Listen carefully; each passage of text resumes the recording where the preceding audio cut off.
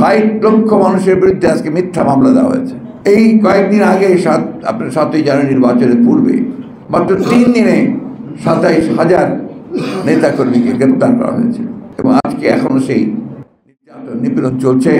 আমাদের নেতাকর্মীদেরকে, গণতন্ত্রের জন্য আন্দোলন করছেন নেতাকর্মীদেরকে সাজা দিয়ে তাদেরকে দখলদারিত্ব নিয়ে ক্ষমতায় বসে আছে, যাদের একমাত্র কাজ হচ্ছে যে তারা তাদের স্বার্থ এবং তাদের প্রভুদের স্বার্থকে রক্ষা করার জন্য তারা আজকে জনগণের উপর নির্যাতন নিপীড়ন চালিয়ে যাচ্ছে।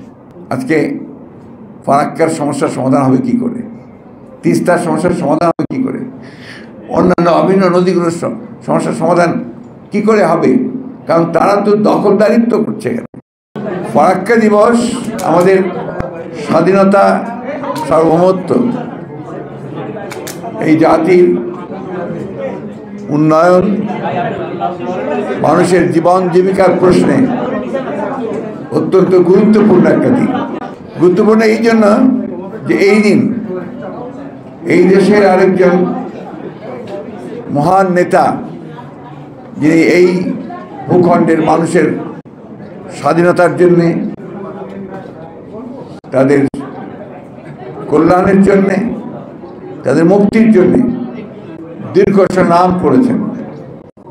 ব্রিটিশ সাম্রাজ্যের বিরুদ্ধে করেছেন, পাকিস্তানের বিরুদ্ধে করেছেন এবং বাংলাদেশের সমস্ত অন্যায় অবিচারের প্রতিবাদ করেছেন।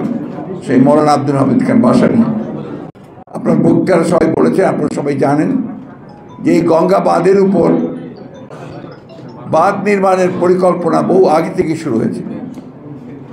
সেই চিন্তা ছিল, পরিকল্পনা ছিল এবং ভারত সেই পরিকল্পনাকে বাস্তবায়িত করার জন্য পাকিস্তানের আমলে এই কাজটি শুরু করেছিল।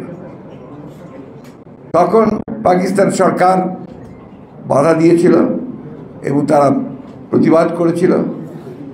পরবর্তীকালে এটা নির্মিত হওয়ার পরে এর পানি বন্টন নিয়ে যে সমস্যার সৃষ্টি হয়েছে, সেই সমস্যাকে সমাধানের জন্য দুর্ভাগ্যজনকভাবে আগের সরকার তারা সেই উদ্যোগ নিতে পারেননি।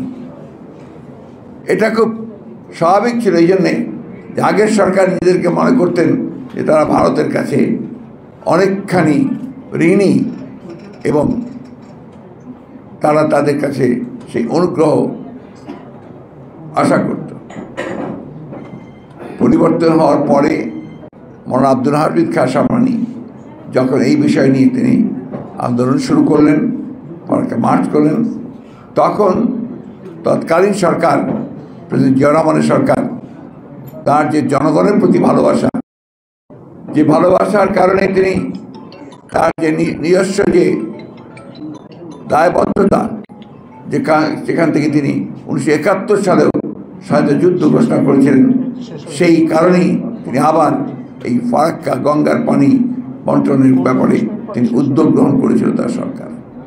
এবং সেই সরকার উদ্যোগ গ্রহণ করার পরেই তখন সেটা আপনারা জানেন, একদিকে মৌলানা ভাসানীর এই ফারাক্কা মার্চ তাকে সাহায্য করেছিল এটাকে আন্তর্জাতিক পর্যায়ে উপনীত করার জন্য, এবং সেটা তৎকালীন যে ইসলামিক পররাষ্ট্রমন্ত্রী সম্মেলন হয়েছিল ইসলামিক রাষ্ট্রগুলোর, সেখানেও এটা উত্থাপিত হয়েছিল এবং সেখানে ভারতকে বলা হয়েছিল এই পানির ন্যায্য হিস্সা বাংলাদেশকে দেওয়ার জন্য।